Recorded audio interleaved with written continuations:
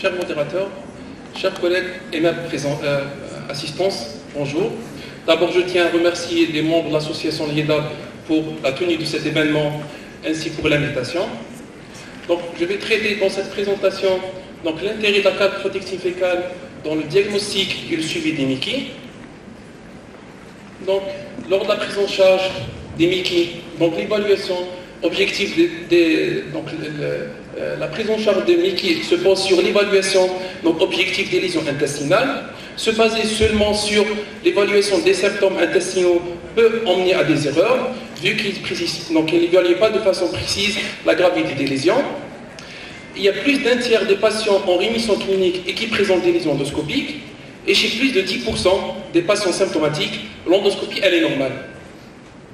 Donc on sait tous que l'amélioration ou la disparition des lésions intestinales permet d'apprécier une évolution favorable avec un taux diminué de complications, d'ainsi d'hospitalisation et de recours à la chirurgie. D'où l'intérêt des techniques d'endoscopie et d'imagerie dans l'évaluation des patients porteurs de MICI. Mais vu le coût élevé, la disponibilité limitée et la nature invasive, ces méthodes-là ne sont pas adaptées pour la surveillance périodique de la maladie. D'où l'intérêt de trouver des marqueurs non invasifs mieux adaptés pour ces objectifs. Donc on parle d'un marqueur non invasif idéal. Quand on parle c'est un marqueur qui permet de distinguer avec précision l'existence et l'absence de lésions de gravité et évaluer la réponse au traitement. C'est un marqueur qui est largement accessible, facile à utiliser, reproductible entre les individus et les laboratoires et à un moindre coût. Donc on parle de la calprotectine, elle peut répondre à toutes ces exigences, et actuellement c'est le meilleur biomarqueur disponible en pratique dans les MICI. Donc l'objectif de notre présentation, c'est d'abord connaître les modalités de dosage de la calprotectine, préciser la place de la calprotectine fécale dans la surveillance et la prise en charge des patients atteints de MICI, en détaillant les seuils de concentration. Donc on va illustrer les limites d'interprétation et on va répondre sur la question suivante, si la calprotectine, elle peut se substituer à l'imagerie ou à la coloscopie. Donc tout d'abord, quelques mots sur la calprotectine. Donc c'est une protéine qui est découverte la première fois en 1980, sous le nom de la protéine L1. Donc c'est une glycoprotéine hétérodimérique. Donc se retrouve dans le cytoplasme des neutrophiles, des monocytes ainsi des macrophages activés. Elle est composée des deux dimères, avec deux chaînes légères alpha, deux chaînes lourdes et deux chaînes légères. Donc elle représente environ 60% des protéines solubles dans le cytosol. Donc c'est une complexe protéique, d'où son première appellation protéine S100A A8 A9. Donc c'est une protéine qui fixe le calcium et le zinc, c'est une protéine de liaison, ce qui lui confère des propriétés antibactériennes et antifongiques. Donc elle est décelable dans plusieurs liquides biologiques, notamment dans les selles, ainsi dans les urines, dans le sérum, la salive et le liquide synovial. Donc la calprotectine, c'est un marqueur de l'inflammation, vu qu'elle est sécrétée par les cellules activées lors du syndrome inflammatoire, ou lorsque la cellule est soumise à un stress ou lors du mort cellulaire. Donc elle se présente dans les selles, sa présence dans les selles, elle est proportionnelle à l'infiltration neutrophilique dans la muqueuse. Donc il a été démontré que le taux de la calprotectine est corrélé à l'excrétion de leucocytes, marqué à l'indium 117 et la perméabilité intestinale. Donc il faut savoir aussi qu'elle a une propriété, elle résiste aux ontoprotéases, ce qui lui confère une stabilité dans la température ambiante pendant plusieurs jours. De ce fait, le taux de la calprotectine s'élève quasi systématiquement en cas d'activité inflammatoire intestinale. C'est pour ça, c'est le marqueur le plus performant à ce jour dans les MICI. Elle représente un indicateur objectif d'activité inflammatoire. Néanmoins, le taux de calprotectine l'élévation de la calprotectine n'est pas spécifique au MICI. Donc son élévation peut se voir dans plusieurs situations cliniques, notamment dans les infections digestives telles que le diverticulite, les autres étiologies d'iléocolites, à savoir iatrogène, ischémique, radique ou microscopique. Lors de la maladie ulcéro-gastro-duodénale, la prise des médicaments, aussi il faut noter que les IPP peut donner une augmentation de la calprotectine. Lors d'un cancer digestif et aussi lors de la maladie cœliaque, on peut avoir une augmentation de la calprotectine. Maintenant, comment on va mesurer Et quel test on va utiliser pour détecter la calprotectine? Il faut savoir d'abord qu'il faut utiliser le même test chez un patient donné, vu qu'il y a une variabilité intertest avec des résultats non interchangeables. Jusqu'à 2011, le seul test disponible c'était le test ELISA, qui est une technique d'immunomarquage donc enzymatique. Actuellement, donc il y a d'autres techniques donc qui sont des techniques de chromographie immunologique qui ont démontré qu'ils ont une bonne corrélation avec la technique d'ELISA qui reste toujours la technique de référence, mais ces nouvelles techniques, ils ont une sensibilité, une spécificité très élevée qui s'approche de 90%. Actuellement, il y a des nouveaux kits, malheureusement ce n'est pas disponible en Algérie. Ces kits d'auto-mesure qui permet grâce à une application téléchargeable sur le smartphone de suivre les taux de calprotectine de façon fiable, précise et donc de façon semi-quantitative à domicile. Donc le malade peut suivre son taux de calprotectine de façon facile de chez lui, sans se déplacer à un laboratoire. Maintenant, on va essayer de dérouler les différentes situations avec l'intérêt de la calprotectine dans les différents cas de figure.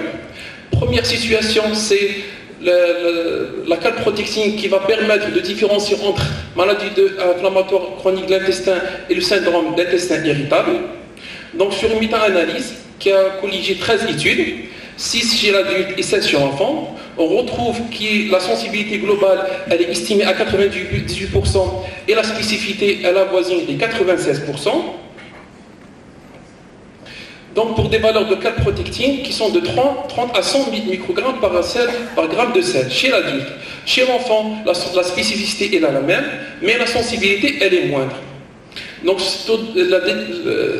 ces données permettent d'éviter une coloscopie négative chez au moins 2 tiers des patients, mais avec un retard diagnostique qui est estimé à 7%.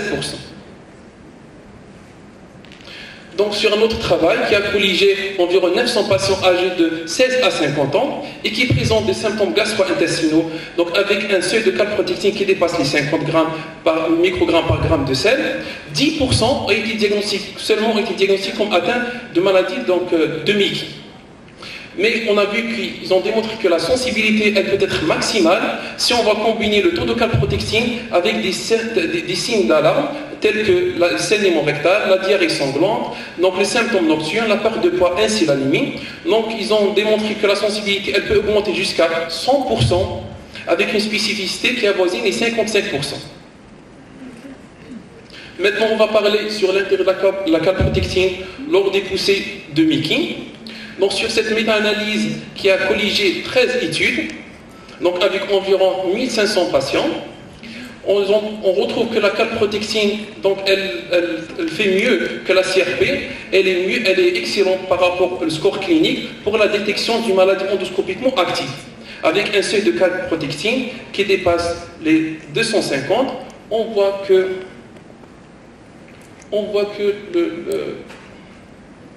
la sensibilité et la spécificité de la calprotectine dans la détection des patients asymptomatiques, elle dépasse les 80%. En plus, dans une étude qui a colligé, dans plus de 15 études, donc qui ont étudié la corrélation entre la calprotectine et l'activité endoscopique, la sensibilité, pareil, elle dépasse les 90%, et donc elle est plus performante dans l'RCH et la maladie de Crohn colique vis-à-vis la maladie de Crohn ilienne pure. Un autre cas de figure, c'est lorsqu'on va utiliser la calprotectine pour évaluer l'efficacité du traitement. Donc il faut savoir qu'une normalisation ou diminution des concentrations de la calprotectine fécale permet de prédire une réponse clinique et une rémission soutenue à 1 an. Donc ici, je vous ai sélectionné 2 travaux. Le premier, celui de Louvain, donc, qui a regroupé des patients donc, porteurs de RCH sous sein infleximable. On voit donc en gris ici, c'est les patients. Donc à la 10e semaine, on a pu obtenir une rémission endoscopique.